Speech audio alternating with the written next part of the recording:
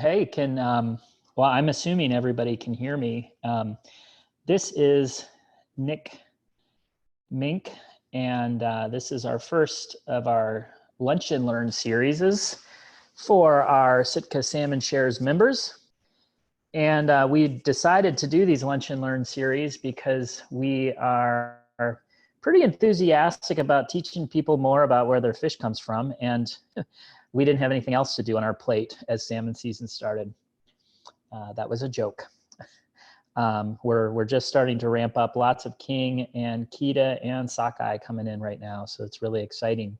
As we move forward, if everyone wouldn't mind, just a couple of quick ground rules. First is that the presentation is going to be about 30 or 40 minutes, and from there we'll take questions at the end.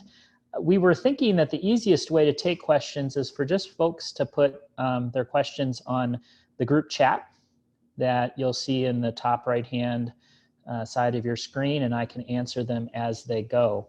Additionally, it's probably going to be easiest if everybody mutes their microphone and turns off their video chat so that things can move along quickly. So as mentioned, we did Lunch and Learn because we want to tell people a little bit more about where their fish comes from. And specifically, I decided to tackle this climate change subject because, one, it's a question that we get asked more and more often nowadays. More people are really curious, members, people who meet us at farmers markets, people who talk to us, investors, about what's going on with climate change and how it's going to affect what we do and how it's going to affect what we eat and how it's going to affect how we harvest our fish. And so that's the main impetus and main driver for having the first of this series, which we're just calling Climate Change and the Fish on Your Plate.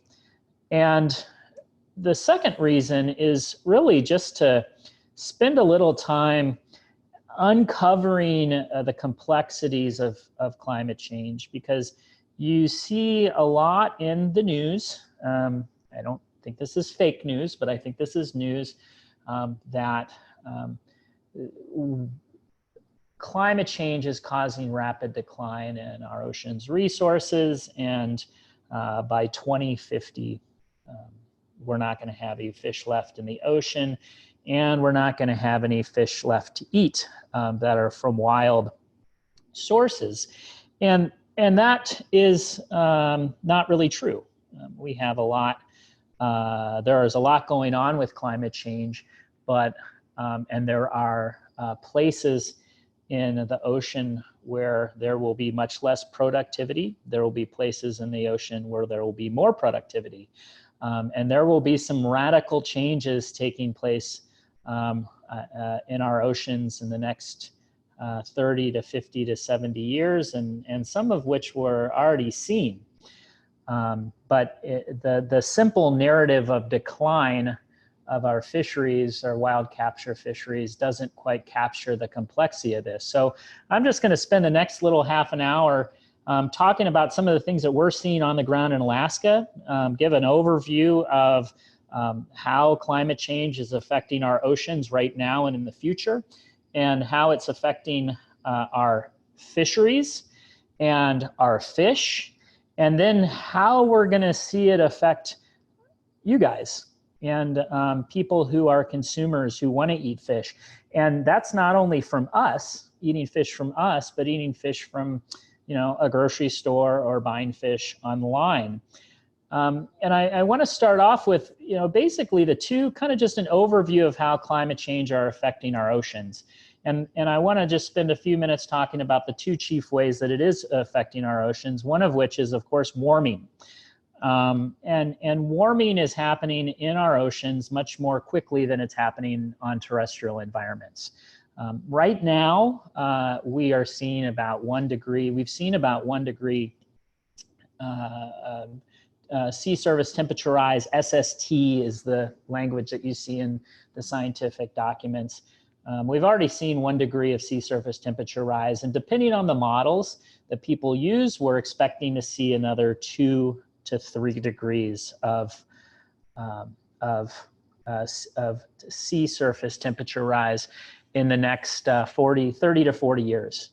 And 1 degree, 2 degrees, 3 degrees, that doesn't seem like a lot, but it is profound to a lot of the species of fish that we harvest and a lot of the species of fish in the ocean that oftentimes live within a temperature gradient of a couple degrees, depending on the time of year. I've been out on fishing boats where we have equipment on our fishing boats that allows us to see our the temperature in the water, and you could see, for instance, marked changes in the distribution and composition of biomass. At the 60-degree thermocline, at the 61-degree thermocline, at the 62-degree thermocline. So these 1 degree, 2 degree, 3 degree changes are really significant. We anticipate these changes to happen more rapidly where we are in Alaska, the closer we are to the poles, and that's because of sunlight, right? We get much more sun in Alaska than we get in than you guys get in Wisconsin and Illinois, and that's going to have that's going to cause more rapid change, and it's also going to happen more rapidly in places affected by sea ice. And in a lot of the fisheries that we participate in, sea ice is a major part of the ecosystem, particularly our cod fisheries, some of our sockeye fisheries, and our king crab fisheries. And for us, this warming doesn't just take place like consistently, we're going to see a 1 degree or a 2 degree or a 3 degree warming trend. It's going to happen abnormally, and it's not going to just happen, in a predictable pattern. And what I have on this screen here is what is a warm water formation we saw off the coast a couple of years ago that, for lack of a better word, scientists called a blob. This blob warmed our coast in Sitka in 2016 by about 5 degrees. The changes that were happening in the composition of the species that we were catching at the time were quite profound. We had a significant albacore fishery just off of our coast that we had never seen before. We had commercial and subsistence squid fishing off our coast in Sitka that we had never seen before. And we had some real spikes in the fish that we were catching, particularly king salmon, that seemed to be really thriving in this blob. And so we can't just expect a simple 1, 2, 3 degree rise and for that to happen over time. It's going to happen in these kind of anomalous ways, like we saw with the blob that developed in 2014, expanded in 2015 and 2016, and then went away in 2017, disappeared into the ocean currents almost overnight.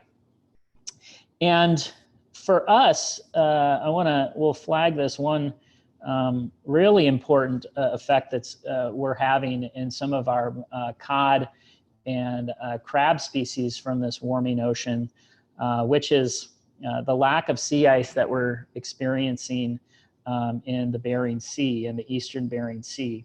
Obviously, we catch most of our fish in Sitka, but believe it or not, the extent of the winter sea ice, as well as the extent of the minimum annual ice, has really transformed the way in which fish are moving and are moving through the Bering Sea and even into the Gulf of Alaska. And I think the best way to see this here is on the right hand of your screen.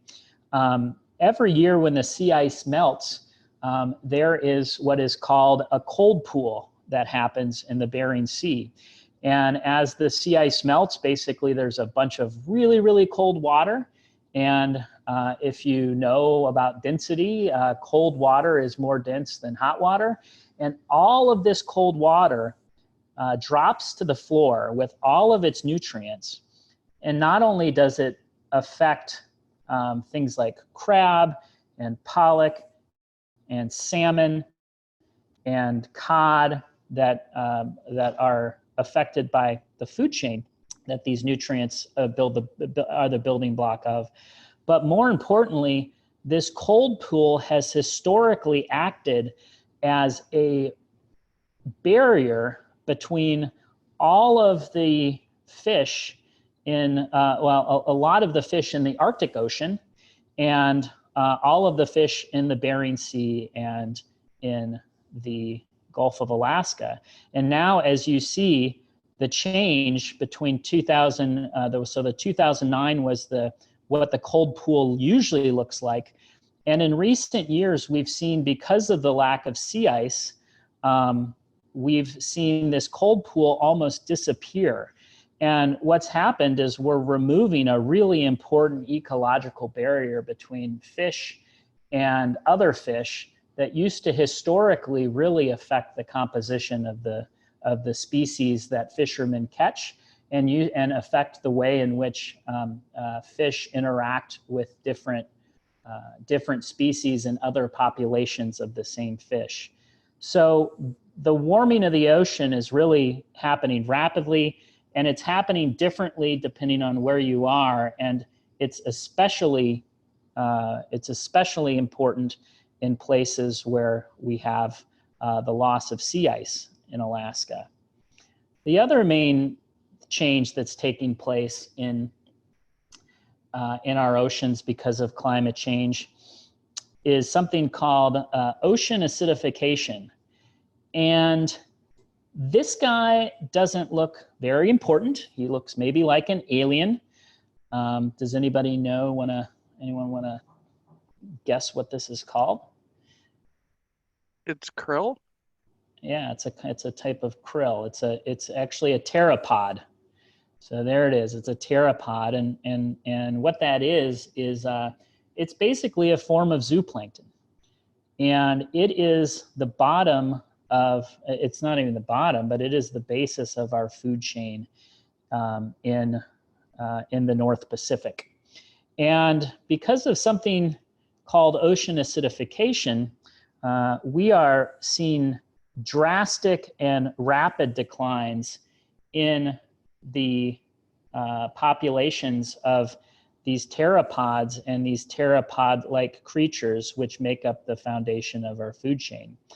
And I guess the simplest way to think about ocean acidification is since the Industrial Revolution, humans and industry have released billions and billions and billions of tons of carbon dioxide into the air. And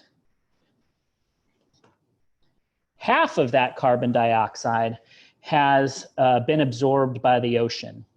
And the absorption of that carbon dioxide has basically caused a chemical change in all of our ocean, which the simplest way to think about it is the oceans have become slightly less basic or more acidic. Oceans still aren't acidic and hopefully will never be acidic, but they have become slightly less basic than they were, say, 50 years ago. And the problem with oceans becoming more acidic are that in the process, the chemical changes taking place in these acidic oceans are locking up this really important building block of life, which is calcium carbonate.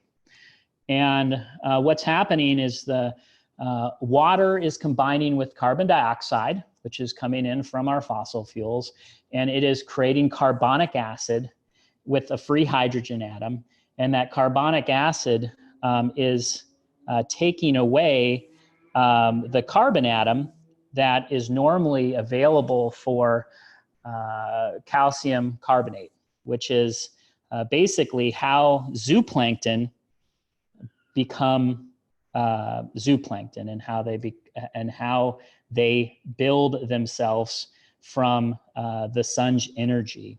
And there are real dire predictions about what is going to transpire, because the oceans no longer have the type of calcium available that they need to build shells, which, obviously I've seen quite a few studies that suggest that we're really looking at the end of commercially viable king crab and beardeye crab by the end of the century.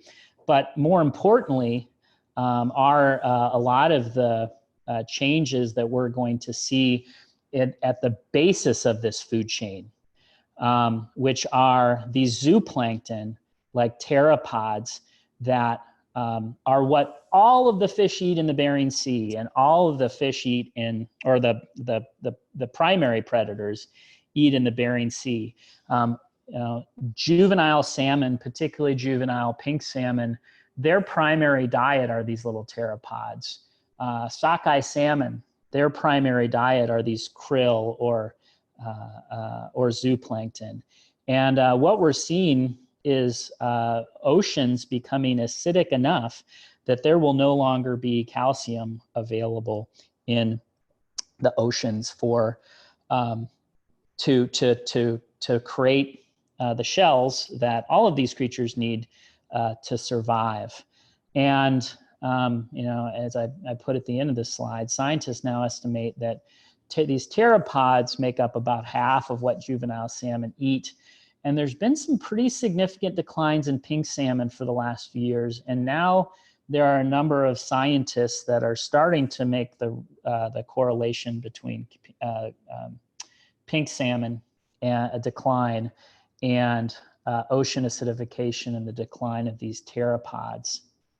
So for our oceans, we have two really important things going on. They're warming, and they're warming in really unexpected ways.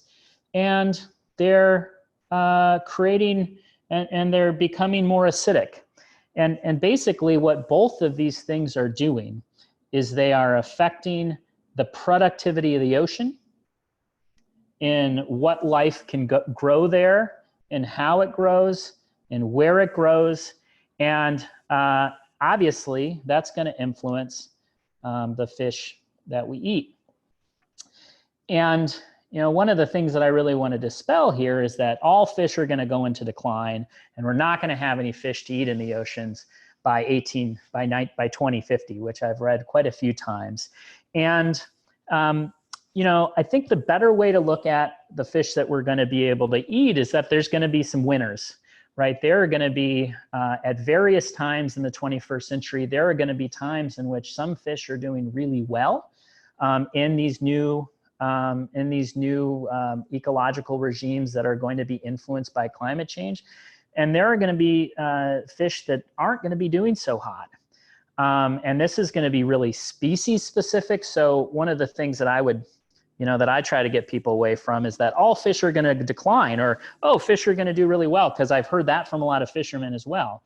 It's really going to be something that's very species specific, and it's going to be something that's actually population specific.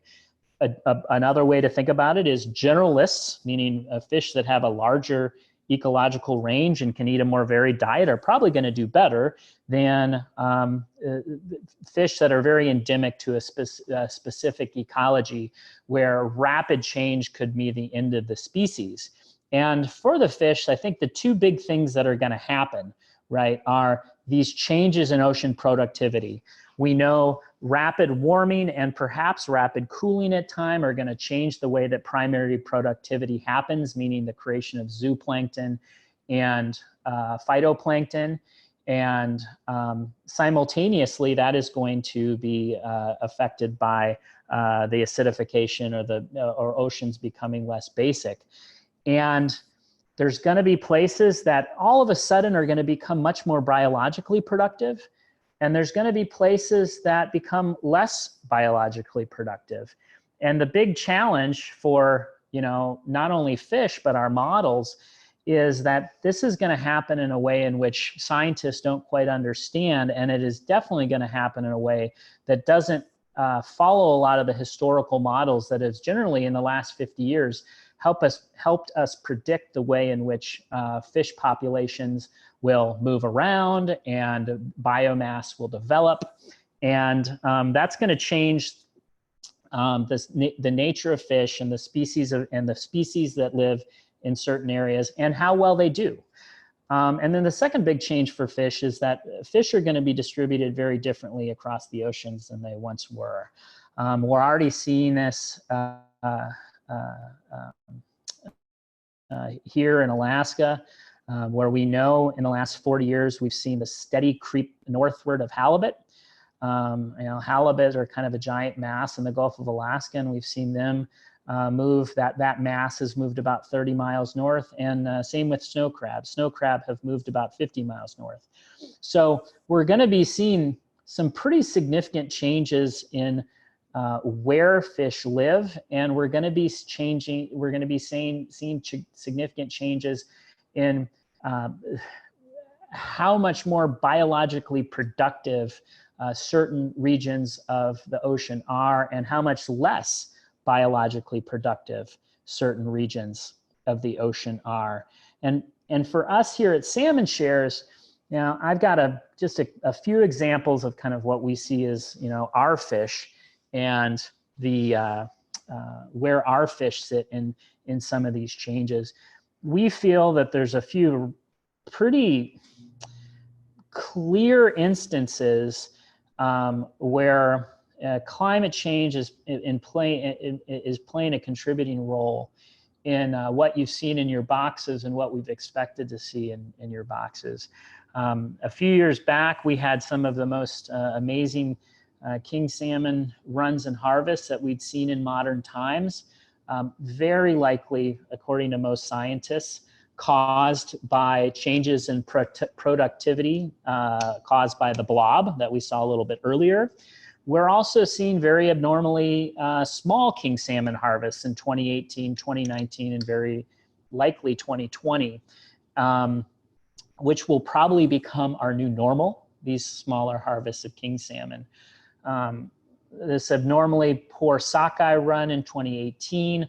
Also now scientists are feeling more confident that the blob played a contributing factor in that. You guys noticed those in the composition of your boxes. The other one that happened a few years ago that you guys didn't notice was very poor Pacific cod harvests in the Gulf of Alaska and Icy Strait. You didn't notice it because we take a really small part of that biomass. And getting back to these abnormalities not falling within basic scientific models is that the Copper River sockeye run and the Pacific cod run, those declines were not seen by science and management. And this year, from reports from fishermen, we seem to be seeing some real, again, anomalous behavior from black cod. Black cod are far more shallow than fishermen who've been fishing the last 30 years have ever seen them, and they're far smaller. And there's beginning, at least among fishermen who are, leading edge of science, there's beginning to be speculation about this anomaly being tied to some of these rapid changes that are going on in the ocean. So we're expecting some species to thrive. Scientists are feeling pretty good in Alaska about sockeye, Kita, and pink salmon, although there's some questions about that now because of the possible pteropod declines. Black cod and black bass. As mentioned a few minutes ago, there's a lot of pessimism around crab, but particularly beardeye and king crab. The state of Alaska understands that there's a very real chance that there will not be a commercially viable king or beardeye crab harvest by the end of the century. And then king and coho salmon are also expected to struggle. And one of the reasons why that is these are species that are very much adapted to specific environments, and cold water environments and terrestrial ecosystems, which are going to undergo some pretty radical changes in climate change. Whereas Keta and pink salmon are more ecological generalists, and hence you would expect them to be able to adapt more quickly than say king salmon or coho, which are much more specifically adapted to specific environments. And so for fishermen, right? So there's going to be changes in distribution. There's going to be changes in productivity. And what that means for kind of fisheries in general and fishermen in general are a couple really important things, which is fishermen are all businessmen, and fishermen are going to be encountering substantially new risks in fishing and to be able to pursue their livelihoods. And that's largely because of the new variabilities in harvest, right? The increasing instability and unpredictability of harvest is going to mean that there's going to be some great years that oftentimes can't be planned for. And there's going to be some smaller harvests that can't be planned for, as well as changing distributions of fish that they catch. And one of the challenges with the changing distributions of fish that they catch is that a lot of the management that is in place is really based on specific places where the fish have historically been. And now those fish are moving around so much that it's hard that we don't quite have climate-ready management for fishermen to take advantage of new fish that are showing up off the coast. For instance, we had no permitting system for albacore that showed up off the coast 2 years ago. So we had no science behind it. So fishermen would go into the Alaska Department of Fish and Game and go pull a permit for an experimental use fishery, right? And so that's, one of the examples. The second thing that's going to happen with fishermen is that over time, there has to be a real decrease in profitability for fishermen, particularly small scale fishermen. And why that is that it isn't going to be increasingly hard to deploy capital and make investments in a way that's going to be able to deal with the significant variabilities that come with big years and small years, and having that not be predictable. And for us in Sitka more generally, and in our company, the concern is these are going to be these changes, these negative consequences. The greater risks, the less profitability is going to be most felt by small boat fishermen who are community-based, right?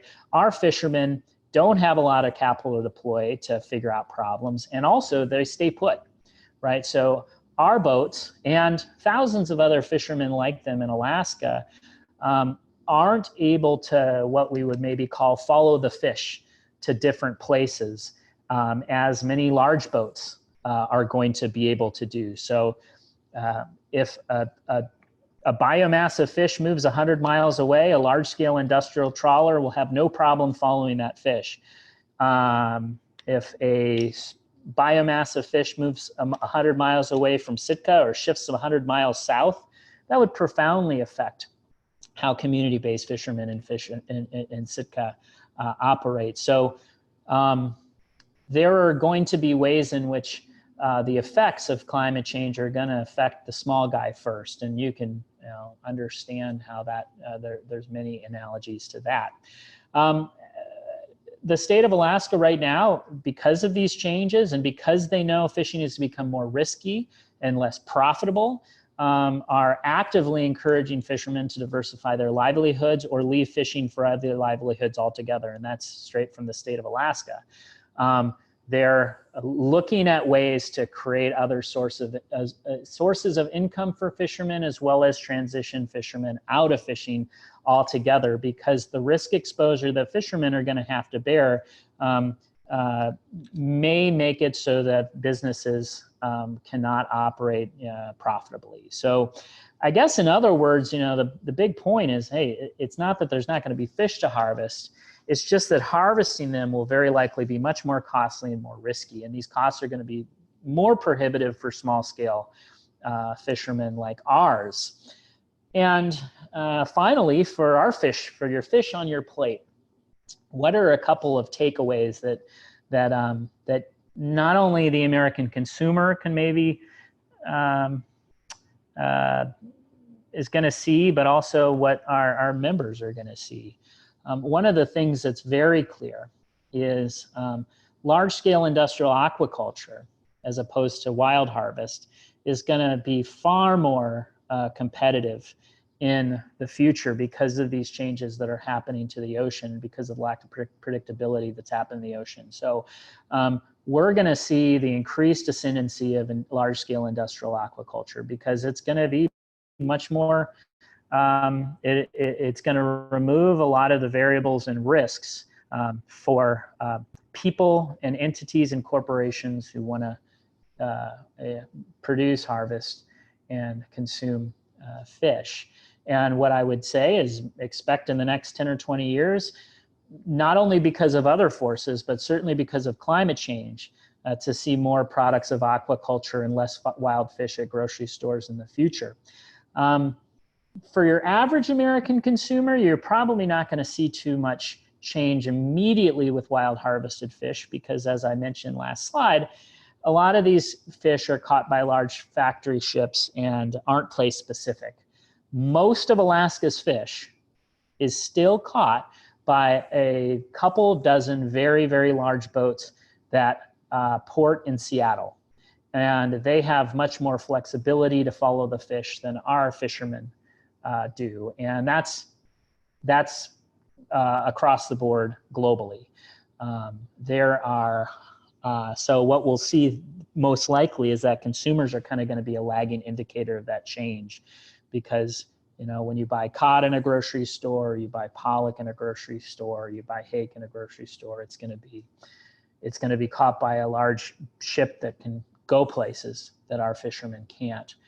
And for us, one of the things that we're doing is to try to figure this out, because we lack access to a lot of the resources that bigger companies do, and our fishermen lack access to a lot of the resources that larger fishermen do. And then more importantly, we are tied to a place and we are tied to a community. And kind of what that means is that our fishery shed in Sitka is, I would say, maybe about 70 miles, right? So our fishermen can kind of go about 70 miles north, 70 miles west, 70 miles east, 70 miles south. So if you look at how far we can range, it's not very far when you look at some of the changes that could happen in fisheries in the next few years to decades. And so, we're actively working on some of this stuff. But one of the big changes that we're making is we're trying to build a more adaptive marketplace, right?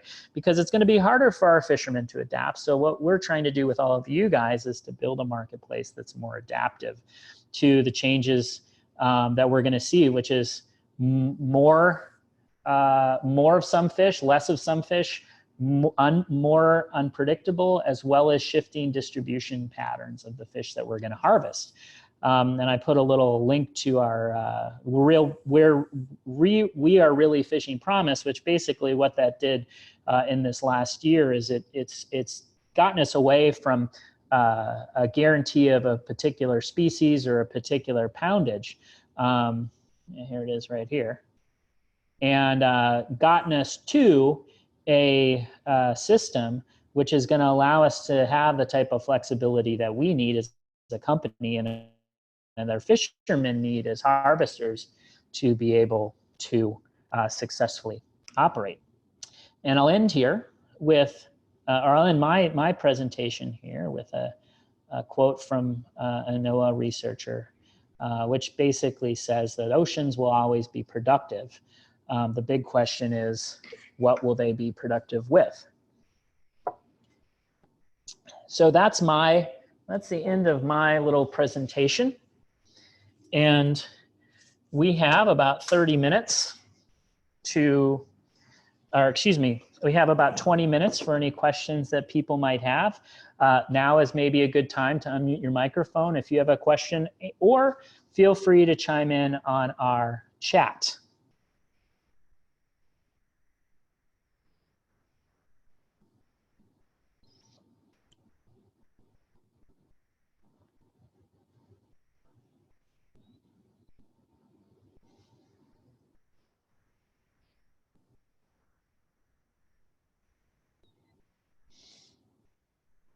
Okay, great. Well, I really want to thank everybody. Nick, wait.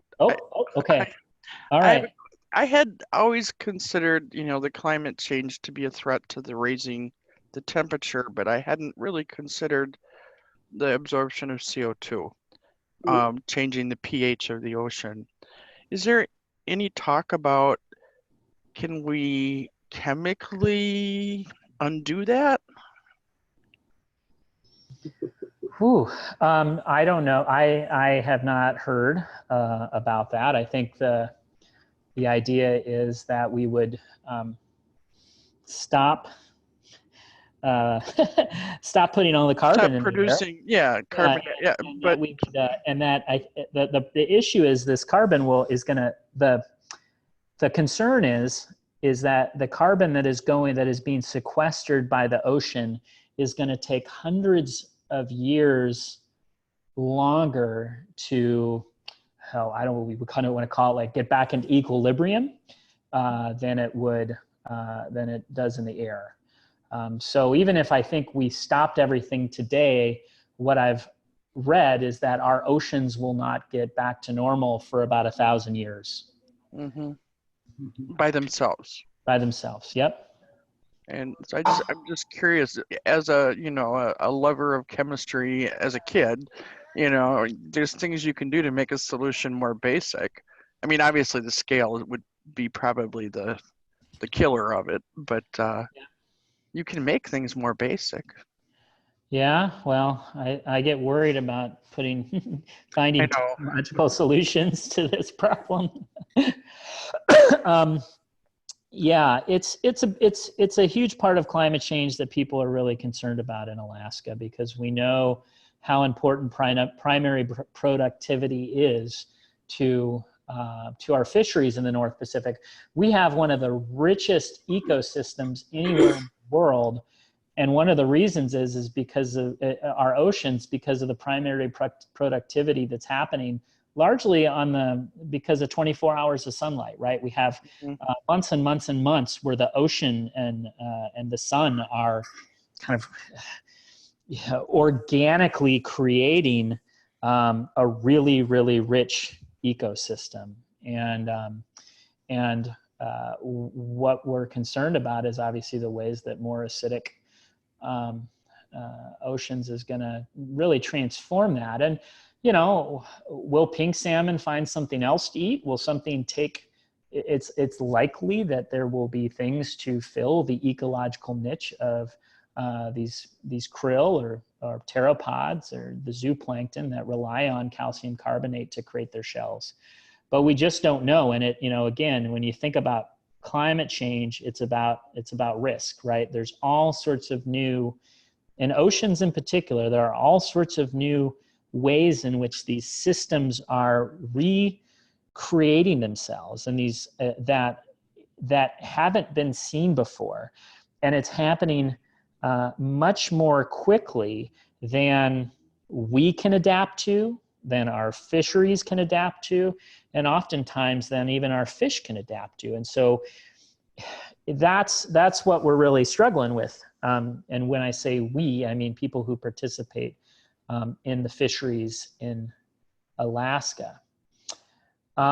Charles asked a good questions about, will there be new species added?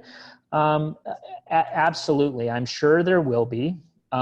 We are actively working to add species that are to grow the amount of fish that we believe are going to be doing well in these new environments. We've been doing more sockeye over the years.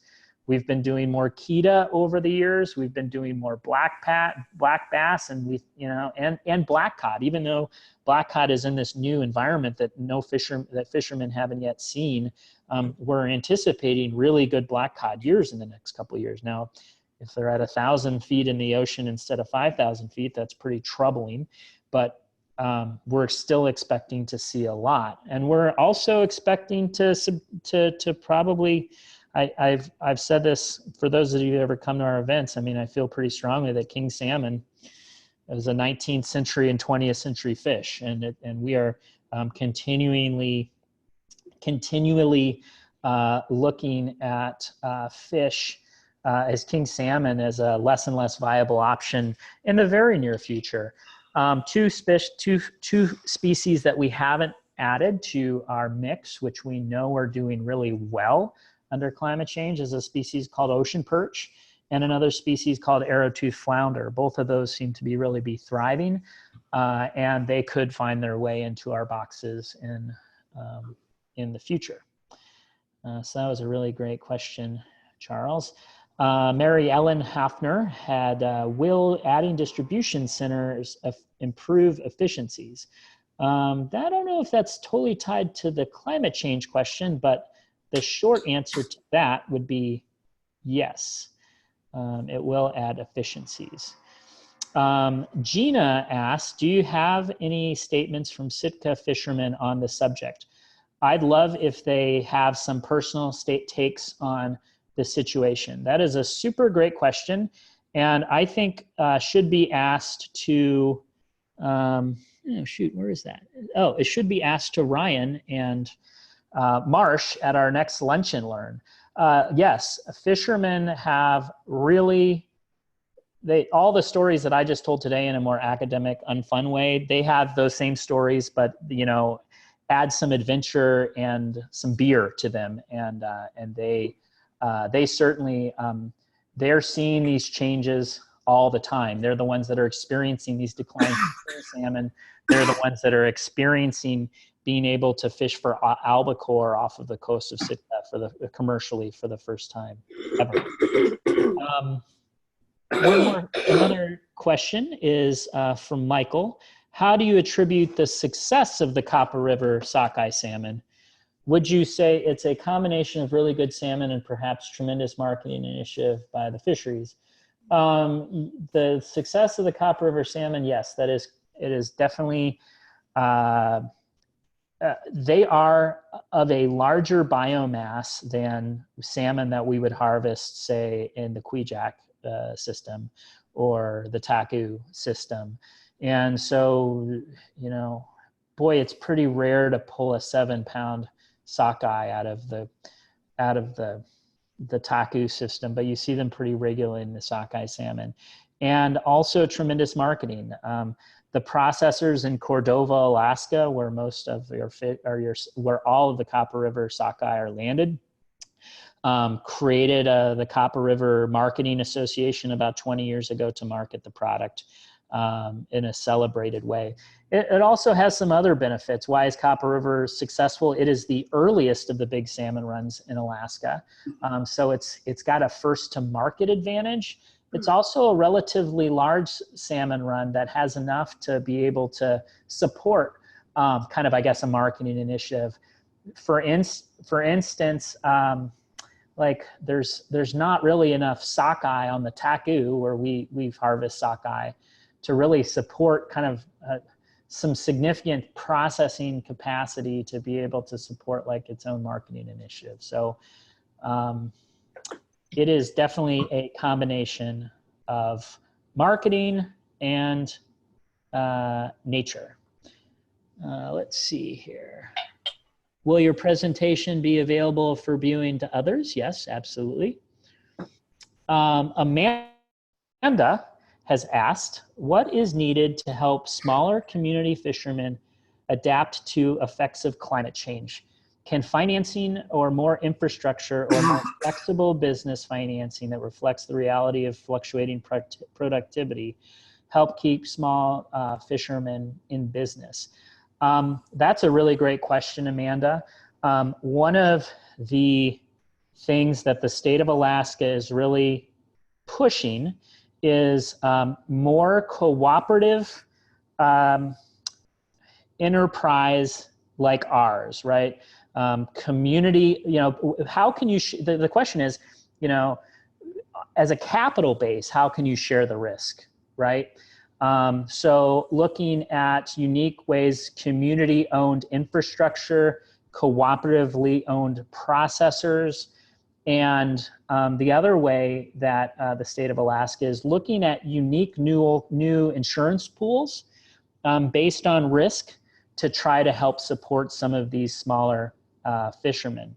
They're also, what I've noticed in the last maybe year or two, is they're trying to get a little more, management is pretty bureaucratic, right? Alaska has great science-based management set in policy. The downside of that is it's bureaucratic, and even the most dynamic in-season management is kind of slow. And so what that means is management has to catch up to these changes, right? Management is slow, and it's slow for a reason, because you don't want to just risk tearing a whole system apart just to be able to catch some fish. But management has been more open to these new unique opportunities in the last few years. So for small scale fishermen, more flexible dynamic management, more cooperative and community-owned enterprises. And the state of Alaska is looking at new ways to set up risk pools for insurance and ways to insure and mitigate some of the risks that's going to come with some of these small-scale fishermen. And also, like I said, there are there's the active understanding that fishermen need to diversify not only the fish that they're fishing for, but also their income streams. And that includes, the state of Alaska very soon will be setting up training programs to help create new sources of income for fishermen. And, if things continue, likely looking at permit buybacks and things like that. But that is a really great question. Charles has asked, are there any books or resources that you can point us towards to learn further about the issue? Yes, I'll have Sean follow up with some resources. I probably pulled this lecture from about five different sources, and then just on the ground knowledge from fishermen. Anita Hall has asked, I know there is a conveyor belt in the Atlantic, which is bringing warm water up from the south. And some articles warn that this may slow down due to warming oceans. One of the things that I did not talk about at all today is the changes in ocean currents and the way in which the oceans have operated. We have kind of currents that we can expect, the Alaska Gyre, the North Pacific current that kind of makes the ocean the way that it is in the North Pacific. And I have not done enough reading on how this could affect things, but for instance, we do know that there's that the El Nino which is an ocean current-based phenomenon, is intensifying, and it seems to be happening. It seems to appear to be happening with more frequency. So you would have to expect that ocean currents are profoundly tied to solar energy and the sun and the heating and cooling and rising and falling of heating and cooling air in the ocean. So I would venture to guess that that is a really important thing to address, and that is going to happen in the future. And it looks like we have one more question, which is mentioned training for fishermen to diversify income. What are those other potential income streams? Alaska is really pushing mariculture right now. So oyster farming and kelp farming. There is a lot of state support and interest in trying to get fishermen to embrace kelp farming. And believe it or not, one of our fishermen who fished for us for the first 5 years and just retired to get into, he runs a charter operation out of Juneau now. So he went from catching fish to whale watching, and he was going to take some state aid to start a kelp farm. And he ended up not doing it because he thought there was too much risk and he wanted to be at home with his family. But those are oyster farming and seaweed farming are two examples of ways that the state is trying to get fishermen to get into new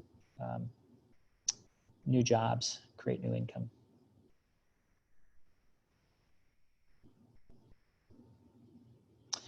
All right, everybody. I want to thank folks for coming. As you can see in the next Lunch and Learn is in 3 Tuesdays on July 16th, noon to 1, where our 2 fishermen, Marsh Skeel, our co-founder and my good friend, and Ryan Horwath, who's been fishing for us for the last 3 years out of Kodiak, are going to come and talk a little bit about what it's like to be a fisherman and give you some inside scoop about what's taking place on the oceans and what it's like to live on a small boat fishing vessel for months and months at a time. All right, thank you, everybody. Take care.